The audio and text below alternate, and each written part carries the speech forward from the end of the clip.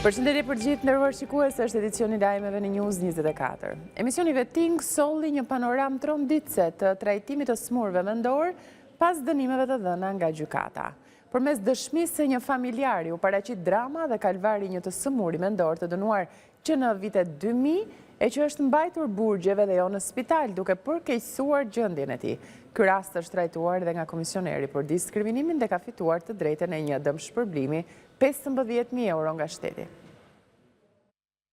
Emisioni Veting në News 24 kishte në fokus trajtimin që u bëhet personave të smur mendor, pas vendimeve që marrin gjykatat për t'i vendosur ata në regjim spitalor. Nga të dhënat rezulton se të smur mendor dërgohen në përburgje që nuk i plotsojnë kushtet për një trajtim rehabilitues të tyre. Për Veting, një familjar ka rrëfyer dramën që vazhdon të kalojë vëllai me probleme të shëndetit mendor, i cili aktualisht ndodhet në burgun e Shënkollit në Lezhë, pasi në vitin 2000 plagosi një të afërm dhe prej 25 vitesh ende të burgjeve. Emisioni Veting nëpërmjet intervistës me familjarin e këtij pacienti denoncoi aftësinë e shtetit shqiptar për ngritjen e një institucioni mjekësor të posaçëm dhe keq trajtimin e të smurëve mendor në institucionet fiktive të ngritura. Ai thotë se i vëllai është diskriminuar nga institucionet dhe se prokuroria nuk gjeti zgjidhje për rastin, por e përkeqësoi gjendjen e tij.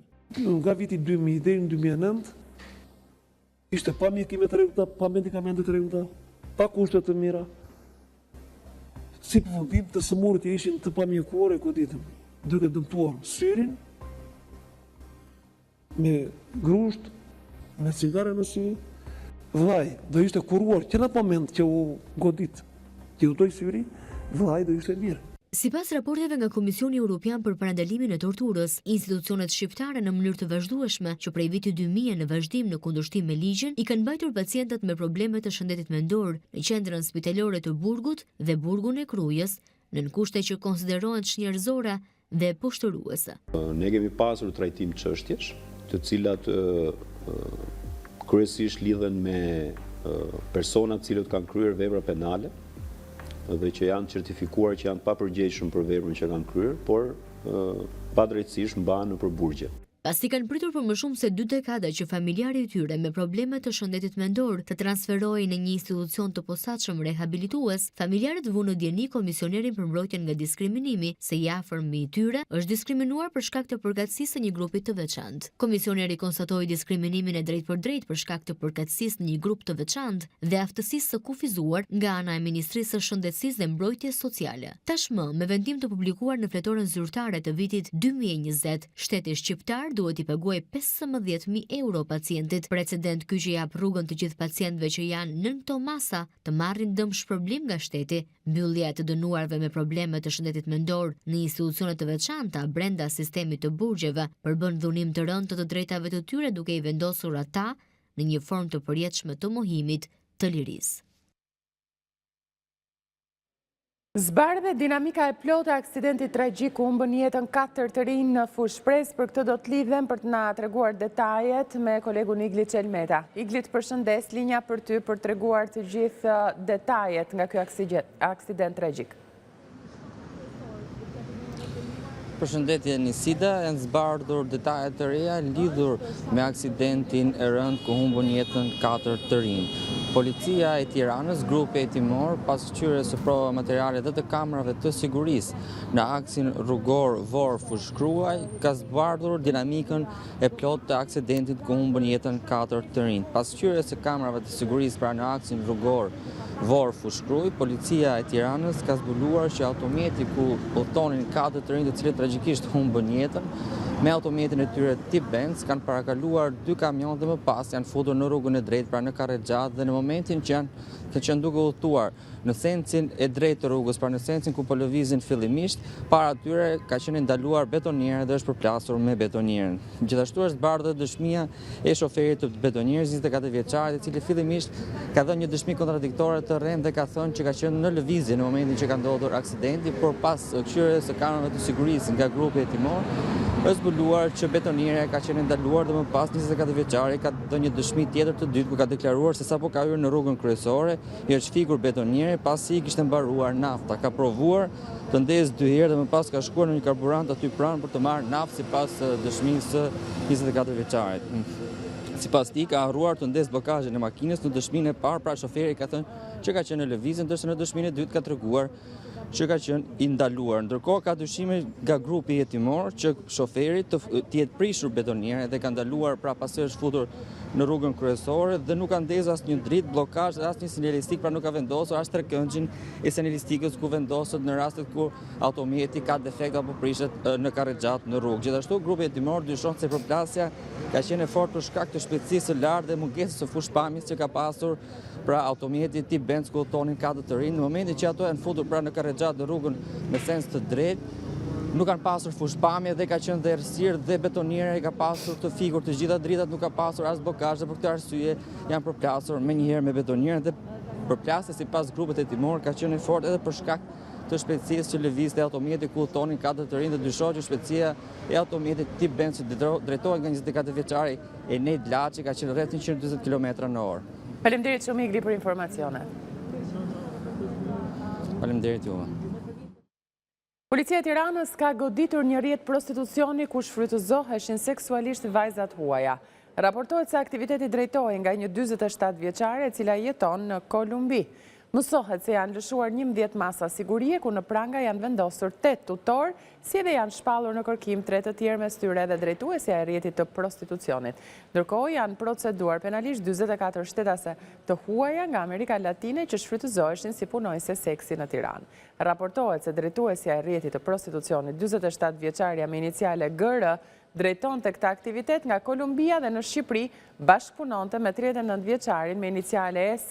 Ky fundit ishte personi përgjegjës për sigurimin e kushteve në Shqipëri për të ushtruar prostitucion.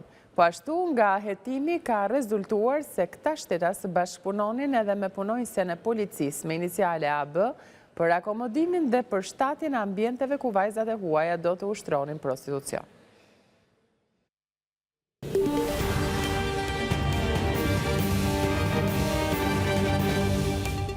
Kryeministri Edi Rama ka vijuar takimet elektorale në kuadër të zgjedhjeve të 11 majit, duke kërkuar mbështetjen e qytetarëve për një mandat të katërt. Nga Durrësi ku prezantoi kandidatët për deputet, ai ka theksuar rëndësinë e integrimit në Bashkimin Evropian, drejtësisë dhe projekteve infrastrukturore. Kryeministri Edi Rama ka vijuar takimet elektorale në kuadër të zgjedhjeve të 11 majit, ku ka kërkuar mbështetjen e qytetarëve për një mandat të katërt. Para kandidatëve socialistë në Durrës, ai kërkoi votën e qytetarëve për të vijuar rrugtimin drejt anëtarësimit të Shqipërisë në Bashkimin Evropian. 11 maj do të luajë një rol kyç në shpejtësinë me të cilën do të zhvillohen negociatat. Por ama nga ana tjetër, shpejtësia me të cilën zhvillohen negociatat është shumë e rëndësishme për të mos e humbur të mundësi, se ne nuk e dimë se çfarë ndodh nesër. Në këtë harë kohor, dera është e hapur. Dhe ne duhet të shpejtojmë që të futemi brenda para se të mbyllet prapë. Vota 11 majit thot shumë qartë dhe shumë fuqishëm që vazhdojmë. Duke folur për 21 janarin, Rama tha se drejtësia duhet bëj punën e saj dhe se shpata e saj duhet të bjerë mbi çdo që ka shkelur ligjin. Ne jemi për reformën drejtësi, ne jemi për të mbështetur luftën kundër korrupsionit përmes institucioneve të reja të drejtësisë, pavarësisht gjithë problematikave dhe pavarësisht lajthitjeve her pas hershme të atyre institucioneve.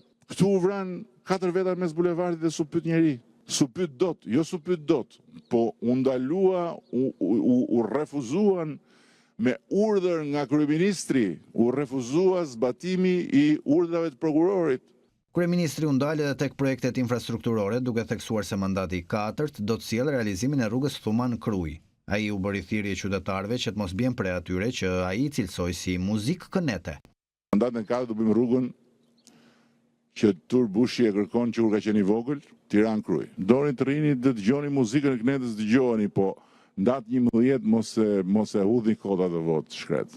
Duke ironizuar opozitën, Rama tha se një vot për kënetën, siç e quan ai, është një vot e çuar dëm. Erion Velia i ka firmosur nga qelia e paraburgimit delegimin e kompetencave të tij si kryetari i Bashkisë Tiranës tek Sara Goxhaj. Ndërkohë ndaj kryebashkiakut është shtuar akuza e re për shpërdorim për vendosjen e sendeve të ndaluara, futjen e tyre në qelinë e burgut. Nga qelia e paraburgimit Erion Velia ka firmosur emërimin në krye të Bashkisë së Tiranës të Sara Goxhaj, që konsiderohet njeriu i besuar i tij, referuar shkresës që disponon News 24, e cila mban datën 18 mars 2025. Velia ka urdhëruar që Goxhaj të marrë të drejtën e firmës dhe të kryer përkohësisht detyrat e kryetarit të Bashkisë së Tiranës. Goxha e mbatte detyrën e shefes së kabinetit, por që të kishte mundësi t'i delegonte kompetencat, përmes një urdhri tjetër, më herët në të njëjtën ditë Velia e emroi atë nën kryetare bashkie. Në shkresë thuhet se periudha e ushtrimit të kompetencave të deleguara, sipas urdhrit numër 592, nis nga data 19 mars deri në një urdhër të dytë. Në të njëjtin dokument Velia anullon urdhrin e mëparshëm të datës 14 shkurt 2025, që i kishte deleguar firmën Anuel Aristanit. Vendime këto që kanë krijuar një situatë kaotike në bashki. Ndërkaq në këtë atmosferë, kryebashkiaku Veliaj u shoqërua në SPAK ku në praninë të avokatëve të tij u mor në pyetje për më shumë se 1 orë e 30 minuta. Ai u pyet rreth bisedave të përgjuara nga ana e SPAK teksa ndodhej në qeli, biseda të cilat u përdorën si prova kundër tij gjatë seancës në apelin e posaçëm, ku u la në fuqi masa e arrestit me burg. Veliaj ju komunikua edhe një akuzë re ajo e mbajtjes së sendeve të ndaluara, pasi teksa shoqërohej nga paraburgimi për në ambientet e gjykatës, rezulton se ka përdorur celularin e një polici të burgjeve dhe ka bërë telefonata, këto të përgjuara nga struktura antikorrupsion. Kryebashkiaku Veliaj dhe bashkëshortja e tij si dhe 6 biznesmen po hetohen për veprat penale të korrupsionit e pastrimit të parave. Kreu i Partisë Demokratike Sali Berisha deklaroi se në Bashkinë e Tiranës ka një betejë mafioze mes kryeministrit Edi Rama dhe kryebashkiakut Erion Veliaj. Sipas tij, ky është vetëm episodi i filmit Narcos që do të pasohet me seri të tjera që do të çudisin qytetarët dhe botën. Përleshja e tyre në Bashkinë e Tiranës është një përleshje mafioze nga më mafioze dhe më kriminalet. Erion Veliaj dënohet për ato gjëra që si ka bërë bashkë me Edi Ramën. Dhe ato që i ka bërë djegësin që i ka bërë me urdhër të Edi Ramës nuk dënohet. Nuk dënohet për 5 dënë për hotelin, sepse u tha që është Olsi Rama aksioner. Nuk dënohet për ato.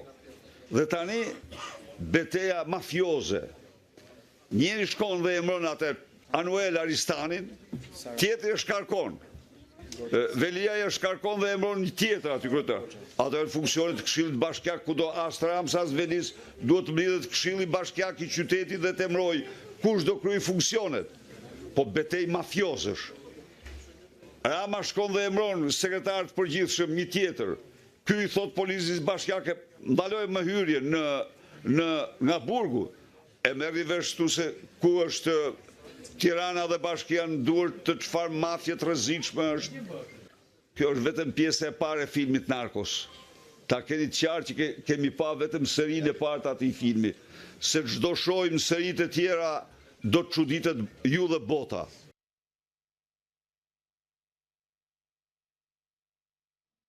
Ndërkohë, kryetari i Bashkisë së Tiranës, Erion Veliaj, ka reaguar nga qelia lidhur me firmosjen nga ana e tij të një dokumenti ku i delegonte kompetencat nën kryetare Sara Goxhaj, ndërkohë që ja kishte deleguar këto kompetenca më parë Anuel Aristanit. Në postimin e tij në rrjetet sociale, Veliaj sqaron se nuk ka asnjë përplasje me Ramën, me të cilin, siç thot, ka mall të takohet për të folur për punët. Kanë firmosur një ridelegim me idenë e gabuar se ishte dakordësuar brenda ekipit drejtues, por kështu është kur punon pa informacionin e mjaftueshëm. Kërkoni e gërmoni ku të doni tani se u bë sport ky fal edhe prokurori tim të dashur, por në marrëdhënien time me Ramën lodheni kot fare se është plazmuar në kohëra të vjetra dhe nuk e ndryshon dot asnjë kohë sa do e mallkuar qoftë. Delegimi është të rikthyer aty ku ishte dhe këtu mbyllet edhe keqkuptimi, thuhet në reagimin e Veliajt. Sekretari i përgjithshëm i Partisë Demokratike Gazmend Bardhi ka zbërthyer skemën ashtu quajtur 5B të Belinda Ballukut në Ministrinë e Infrastrukturës dhe Energjetikës. Në një reagim në rrjetet sociale, Bardhi shkruan se 2 drejtorët më të besuar të Ballukut, Ceno Klosi dhe Spartak Kovaçi, kanë marrë 32 milionë euro tendera, prona publike e leje ndërtimi me firmën e kryeministrit Rama. Kompanitë në pronësi të afërmve të 2 ndër drejtorët më të besuar të Belinda Ballukut, Ceno Klosi dhe Spartak Kovaçi, që veç lidhjeve të gjakut gëzojnë edhe besimin e shefes së tyre për llogaritë të kenë marrë të paktën 32 milionë euro tendera, prona publike, leje ndërtimi madje edhe me firmë të kryeministrit Edi Rama. Ceno Klosi është antar i aktiv i bandës elektorale të Partisë Socialiste në Fier, edhe pse me disa dosje në SPAK, tashmë prej vitesh, por për fat të keqe ende të pafinalizuara, Belinda Balluku e fshehu përkohësisht në listat e kandidatëve për deputet duke shfrytëzuar pasurinë e paligjshme për deformimin e vullnetit të zgjedhësve, shkruan Gazmend Bardhi në rrjetet sociale. Presidenti i Partisë së Lirisë Ilir Meta ka reaguar nga paraburgimi duke theksuar rëndësinë e zgjedhjeve të 11 majit. Sipas tij, ky është një proces i cili do të rivendosë demokracinë në vend. Ilir Meta ka reaguar përmes një mesazhi zanor nga qelia e paraburgimit duke deklaruar se në 11 maj do të shënohet fundi i krye autokracisë dhe se shqiptarët kanë një mundësi të artë të rikthejnë demokracinë dhe llogaridhënien. Sipas tij, rezultati i pritur nga Partia e Lirisë do të sjellë një garanci të fortë për qytetarët duke arritur sukses në Tiranë dhe në qarqe të tjera të vendit. Të dashur qytetar, Meta për Tiranën do të jetë garanci për demokracinë.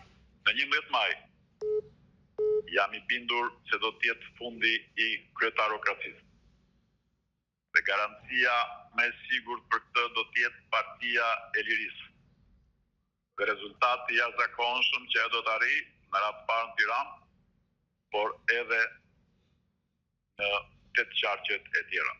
Ai theksoi se Partia e Lirisë është pjesë e koalicionit Partia Demokratike Aleanca për Shqipërinë Madhështore për të rivendosur një garanci të qëndrueshme për qytetarët dhe për të siguruar një fitore me 84 mandate, duke përjashtuar mundësinë që të bllokohet rikthimi i demokracisë. Partia e Lirisë është në këtë koalicion PD Aleanca për Shqipërinë Madhështore, jo vetëm për të përmbysur narkoregjimin, por mbi të gjitha për të rivendosur përgjithmonë demokracinë funksionale dhe garantuar kontrollin e qytetarëve ndaj deputetëve. Për këtë, koalicioni ynë duhet të arrijë një fitore me 84 mandate, në mënyrë që opozita e ardhshme e rilindjes të mos ketë asnjë shans të bllokojë këtë rikthim të demokracisë dhe fuqizimin e përhershëm të qytetarëve. Për këtë, Partia e Lirisë do të bëjë betejën më madhore. Ai gjithashtu garantoi se kushti kryesor i koalicionit është zhdukja e listave të mbyllura, që sipas tij janë një mjet i Edi Ramës për të shmangur llogaridhënien dhe për të mbajtur pushtetin në duar të pakta. Meta është i bindur se ky angazhim do të mbështetet edhe nga aleatët e tjerë dhe se në 11 maj qytetarët shqiptar do të kenë mundësinë të rikthejnë shpresën dhe demokracinë e munguar. Do të shkëputemi për një hapësirë publicitare.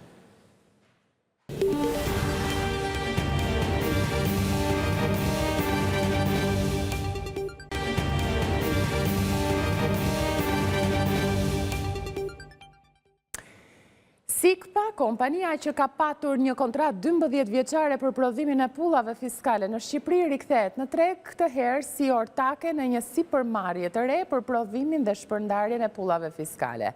Nëpërmjet krijimit të shoqërisë shqiptaro-arabe, Albërej Skipka, me 40% të aksioneve të shoqërisë arabe, rifut sërish interesat e saj në tregun shqiptar, ndërkohë bizneset ende nuk janë pajisur me pulla fiskale. Kompania koncesionare Sikpa, së cilës i përfundoi kontrata 12 vjeçare për prodhimin e pullave fiskale në fund të muajit dhjetor, do të rikthehet sërish në Shqipëri, por kësaj here si ortake në sipërmarrjen e prodhimit të shpërndarjes së pullave fiskale. Qeveria ka krijuar shoqërinë shqiptaro-arabe, që do të merret me prodhimin dhe shpërndarjen e pullave fiskale. Në dokumentet e dorëzuara në Qendrën Kombëtare të Biznesit, është krijuar kompania Alp Trade Co, një shoqëri me kapital të përbashkët, ku 51% e aksioneve zotërohen nga shtypshkronja e letrave me vlerë dhe 49% e aksioneve nga shoqëria e regjistruar në Emiratet e Bashkuara Arabe, ONC Security and Solutions LLP. Ajo çfarë vjet re në dokumentet të dorëzuar se vetë shoqëria arabe zotërohet në masën 40% nga Sipka, Middle East Investment Holding Ltd. Shoqëri kjo e krijuar nga ish koncesionari i pullave fiskale, që ka operuar deri në vitin e kaluar në Shqipëri, ndërsa pjesa tjetër 60% nga Omulat Security Printing LLC, filial i Bankës Qendrore të Arabisë Saudite. Por megjithse kompania shqiptaro-arabe është krijuar, ende prodhimi i pullave fiskale nuk ka nisur, edhe pse Ministria e Financave njoftoi se brenda muajit mars do të nisë prodhimi i tyre, pa dhënë një datë të saktë. Bizneset të cilat janë subjekte akcize dhe përdorin pulla fiskale, po përballen me një situatë pa precedent në dogan, për shkak se mungojnë pullat fiskale. Ky ngërçitil sipas bizneseve lë shtek për evazion fiskal dhe kontrabandë të mallrave. Ata ende nuk kanë një përgjigje se kush do t'i paguajë kostot e tyre për mungesën e pullave fiskale. Shqipëria pritet të kursej rreth 20 milion euro në vit nga antarësimi në zonën europiane të pagesave e njohur ndryshe SEPA. Banka e Shqipërisë ka konfirmuar se institucionet shqiptare të pagesave do të nisin operacionet në këtë sistem në tetor të 2025-s. Bankat e nivelit të dytë do të jenë gati për të kryer pagesa në zonën unike të pagesave euro SEPA në tetor 2025. Gjatë një forumi biznesi me dhomën amerikane, guvernatori Bankës së Shqipërisë Genceku tha se përgjatë vitit të parë të antarësimit, aktorët ekonomik në vend do të kursejnë rreth 20 milion euro si rezultati uljes së komisioneve. Vlerësojmë se vetëm nga ulja e komisioneve, kryerja e transaksioneve nëpërmjet skemave SEPA do të kursejë agjendave ekonomik rreth 20 milion euro në vitin e parë, pra që këtë vit. Këto përfitime do të jenë të prekshme pasi secili institucion financiar të aplikojë dhe të pranohet individualisht në skemat SEPA. Banka e Shqipërisë po udhëheq procesin e aderimit për çdo institucion financiar, duke vepruar si Ndërkohë ju po ndiqni edhe përmes fleshit informativ me titra të nderuar shikues. Ish kryeministri Hashim Thaçi pritet të mbërrijë në Kosovë me leje nga gjykata e Hagës disa ditë pas ceremonisë mortore të babait të tij. Në fakt ka mbritur në Kosovë zoti Thaçi, një ditë më parë dhomat e specializuara të Kosovës kanë konfirmuar se kanë pranuar një korrespondencë nga Ministria e Drejtësisë në Kosovë për rastin e mos lejimit të Thaçit për të marrë pjesë në varrimin e babait të tij. Për këtë zhvillim ka reaguar ashpër ish nënkryetari i OVL-s pra Nasim Haradinaj, i cili ka thënë se ky vendim është sa për sy e faqe. E sollën sot në kohë të pakohë sa për sy e faqe që nuk e kanë asnjë pikë në vetveten e tyre lema ajo njerëzoria që ju mungon në total. Ka shkruar në një postim në rrjetet sociale Nasim Haradinaj. Ky ishte lajmi më i fundit, nderuar shikues, ndërkohë që do të shkojmë tani në një lidhje tjetër të drejtë për drejtë, do të ndjekim kryetarin e Partisë Demokratike, zotin Berisha, i cili prezanton programin ekonomik dhe kulturor për Partinë Demokratike. Ose pothuaj zgjesoj të gjitha institucionet kryesore artistike të artit, përveç Teatrit të Operës që ka shpëtuar gjërë sot. Edhe aty ka fut durët. Sot, Tirana është qytet i vetmi kryeqytet në botë pa theatër kombëtar. Në një kohë kur kishte një theatër 100 vjeçar. Sot Tirana është një qytet që ka një galeri artësh të shtruar në magazin, ku piktorët nuk mund të ekspozojnë veprat e tyre. Sot, fëmijët nuk ka një theatër, si që kishin gjerdje, dekada e dekada. Sot, libri tatohet në mënyrën më të pamëshirë. Muzeu mbyllet në thojza për rikonstruksion për qëllimin e vetëm për të vjedh 10-12 milion euro dhe për të ndërtuar një kull duket aty në bordën e tij.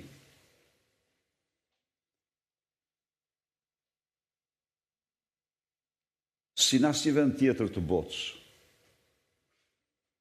artistët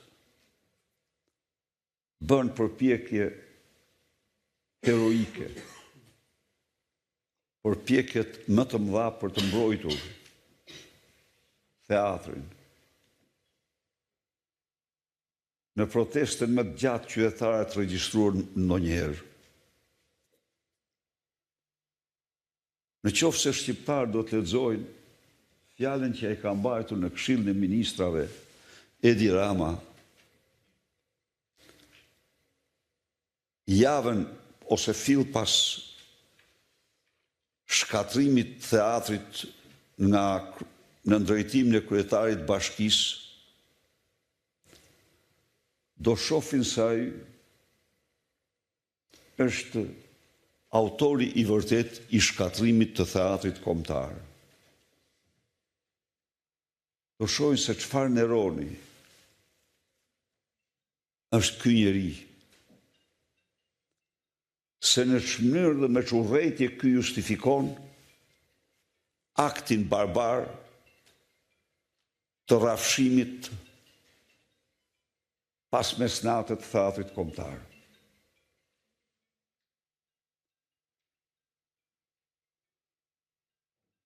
Gjuha, letërsia, filmi, që të gjitha janë në agresion të plot të nga narkodiktatori dhe narkodiktatura.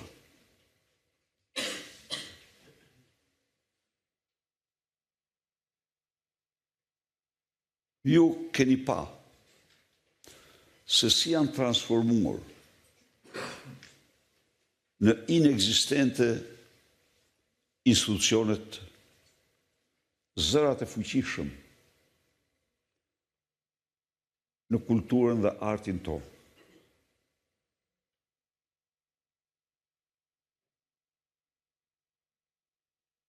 Cili do që donë të krijoj një tablo më të qartë të shpërthimit dhe urrejtjes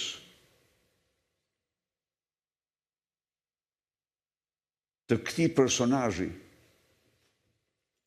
ndaj artit dhe kulturës, e ftoj të lexoj fjalimin që mbajti ai në rastin e përcjelljes shkrimtarit të madh Ismail Kadare.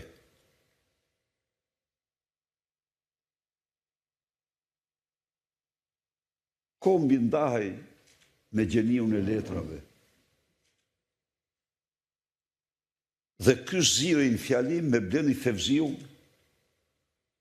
sepse ai kishte propozuar t'i përzgjidhet një vend më i veçantë, nderi shkrimtarit, që meriton të çdo nderim. Pra, i kërkoj ndjes Elenës se nuk i vjen mirë t'ja rikujtoj këtë moment. Po, Ismaili ishte shkrimtar kombëtar. Dhe ai fjalin ishte një fyrje për çdo shqiptar. Se një publicist, një studios, mori përsipër të bëjë një propozim, pa asnjë lloj qëllimi të keq apo detyrim, po thjesht një detyrim që ndjente ai ndaj shkrimtarit të madh. Dhe mjafton kjo që fjalimi të kushtohej atij dhe jo shkrimtarit.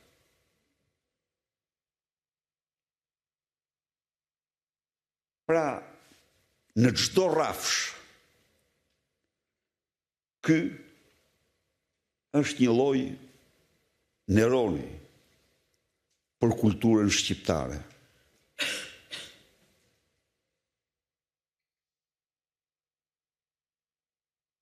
Nuk ka më jetë kulturore në qytet. Në këtë qytet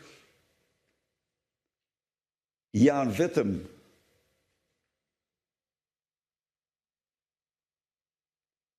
agresioni hipersonik që u bëhet qytetarëve me diskoteka dhe ato mbushin të gjithë jetën artistike. Ky vend është vend shumë i çuditshëm. Duke qenë briri më perëndimor i Gadishullit, të gjitha prendorit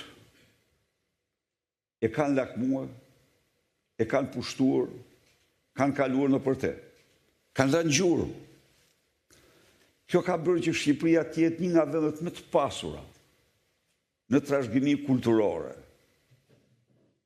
Trashëgimi të vetën, por dhe trashëgimi të prandorive, të qytetërimeve të tjera. Tani janë vërsulur dhe ndaj tyre. Janë vërsulur ndaj Butrintit, janë vërsulur ndaj Bylisit, ndaj trashëgimive tjera të çmuara dhe krahas tyre ndaj mrekullive natyrore të këtij vendi. Pra, në qoftë se ka një gjë që kërcënohet në mënyrën më të fuqishme është trashëgimia jonë kulturore. Arritjet më madhore të këtyre viteve qenë të fushën e trashëgimisë, pranimi disa nga këtyre kryeveprave në regjistrin e trashëgimisë së njerëzimit. Edhe ato trajtohen kundërshtim me standardet e caktuara nga UNESCO për rastet të tilla. Partia Demokratike konsideron emergjente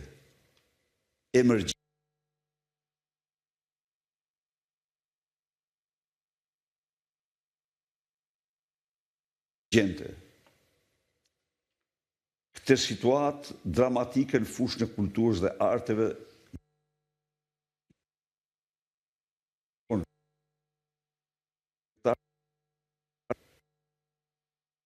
artistët, skulptorët, piktorët dhe të gjithë personalitetet dhe se rrënjësor.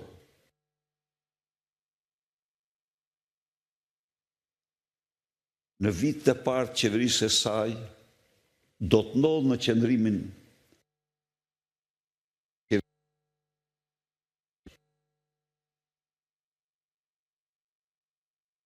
për identitet. Në këtë kontekst, gjallërimi dhe rikthimi në aktivitet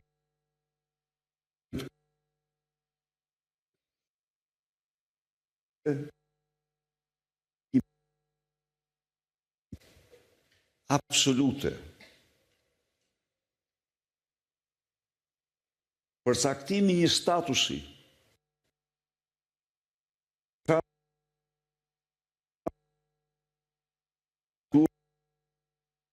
një zot dyfishimi i buxhetit, mbi dyfishimi i buxhetit.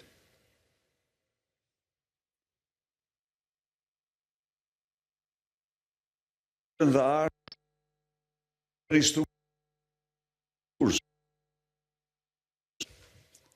në funksion të degëve të artit dhe projtë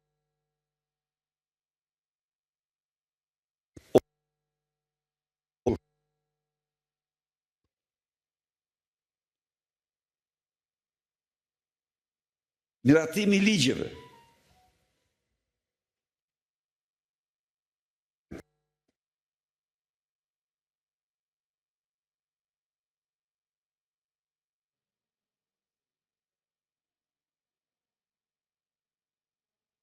Ka një problem të linjës që nuk është tek net, nderuar shikues, por tek linja drejt për drejt që vjen, kështu që është i pamundur për çastin transmetimi i drejt për drejt. Do të vijojmë me lajmet e eurodeputeti social-demokrat Andreas Schieder në draft raportin e prezantuar në Komisionin e Jashtëm të Parlamentit Evropian parashtron shqetësimet për ndërhyrjet dhe presionin politik mbi organet e drejtësisë. Dokumenti po ashtu shprehet kundër cënimit të punës institucioneve të pavarura si SPAK. Draft raporti i eurodeputetit social-demokrat austriak Andreas Scheider, raporter për Shqipërinë në Parlamentin Evropian, nënvizon ecurin pozitive në Shqipëri në zbatim të reformës në drejtësi. Megjithatë, drafti shpreh shqetësimin për ndërhyrjet e vazhdueshme politike dhe presionin mbi organet gjyqësore. Nënvizon punën kyçe të strukturës së posaçme kundër korrupsionit dhe krimit të organizuar të Shqipërisë, SPAK, në ndërtimin e një historie të hetimit, ndjekjes penale dhe dënimit në rastet e korrupsionit të nivelit lartë, paralajmëron kundër cënimit të punës së institucioneve të pavarura si SPAK. Në dokumentin e prezantuar në Komisionin e Jashtëm të Parlamentit Evropian, vlerësohet ambicia e Shqipërisë për mbylljen e negociatave të antarësimit deri në fund të vitit 2027. Vëren se ritmi i antarësimit në BE përcaktohet nga progresi i vendit kandidat në përafrimin me akuistë të BE-s, historia e tij në zbatimin e tij dhe funksionimin e duhur të të gjitha institucioneve të vendit dhe bazohet në sundimin e ligjit, qeverisjen e mirë dhe të drejtat themelore, i kërkon Shqipërisë të përshpejtojë reformat për të forcuar sundimin e ligjit, për të luftuar korrupsionin dhe krimin e organizuar dhe për të garantuar mbrojtjen e të drejtave themelore, duke përfshirë lirinë e shprehjes. Draft raporti kushton vëmendje rëndësisë së një debati politik konstruktiv dhe sjelljes së rregullt parlamentare si aspekte kyçe të qeverisjes demokratike. Insiston në rëndësinë e debatit politik konstruktiv dhe sjelljes së rregullt parlamentare si aspekte kyçe të qeverisjes demokratike, ripohon përgjegjësinë e përbashkët të forcave politike të Shqipërisë për të forcuar dialogun politik konstruktiv dhe gjithëpërfshirës dhe te i kalimi i polarizimit të vazhdueshëm politik në vend, tekso nevojën për një mbikëqyrje më efektive parlamentare, përmirësim të funksionimit të institucioneve dhe pjesëmarrje kuptimplot të shoqërisë civile. Drafti bën një pasqyrim të reformave ekonomike dhe shoqërore në Shqipëri, duke mirëpritur angazhimin e vendit tonë në zbatimin e planit të rritjes së Bashkimit Evropian për Ballkanin Perëndimor. Nga foltorja e Këshillit të Evropës, kryetaria e Kuvendit Elisa Spiropali ka deklaruar se Shqipëria ka arritur paraportave të Bashkimit Evropian. Kryeparlamentarja theksoi se Brukseli zyrtar mbështet objektivin strategjik për mbyllje të negociatave deri në fund të vitit 2027 dhe antarësim brenda vitit 2030. Kryetaria e Kuvendit Elisa Spiropali ka deklaruar nga Strasburgu, ku mori pjesë në konferencën e kryetarëve të parlamenteve të vendeve anëtare të Këshillit të Evropës, se Shqipëria po ecën drejt integrimit në Bashkimin Evropian. Shqipëria 30 vjet pas antarësimit në Këshillin e Evropës ka arritur paraportave të Bashkimit Evropian, me arritje thelbësore dhe të prekshme në 3 shtyllat kryesore të Organizatës së Madhe Evropiane. Vendimi i Asamblesë Parlamentare i prillit 2024 për të nxjerrë Shqipërinë nga procedura e monitorimit të plot është një konfirmim i arritjeve tona. Objektivi strategjik kombëtar i Shqipërisë për antarësimin në Bashkimin Evropian brenda vitit 2030 dhe përfundimin e negociatave teknike brenda vitit 2027 ka gjetur një mbështetje të plot nga Bashkimi Evropian. Në sesionin e parë plenar, mbrojtje e demokracisë, kryeparlamentarja Spiropali nënvizoi rëndësinë e antarësimit të Kosovës në Këshillin e Evropës. Këshilli i Evropës nuk është i plot me mungesën e shtetit më të ri të Europës, Kosovës. Vështirë të gjendet një shtet tjetër që pas 26 vitesh liri dhe 17 vitesh pavarësi të ketë ndërtuar një demokraci vibrante si Kosova. Prandaj, pranimi i Kosovës në Këshillin e Europës, i cili ka mbështetjen e Asamblesë Parlamentare, është kërkesa më e rëndësishme e kryetares së Parlamentit të Shqipërisë ndaj kësaj konference. Kryetaria e Kuvendit të Shqipërisë ritheksoi se mbështetja për Ukrainën dhe qasja kundër agresionit të Rusisë nuk është vetëm një kontribut për paqen dhe sigurinë, por edhe mbrojtje e vlerave dhe sistemit demokratik. Ju ndoqët edicionin e lajmeve në News 24, për më shumë mund të klikoni në balkanu.com, për të parë lajmin më të fundit mund të ndiqni edhe përmes live streamit. Ju falenderoj për vëmendjen tuaj, miru takofshim.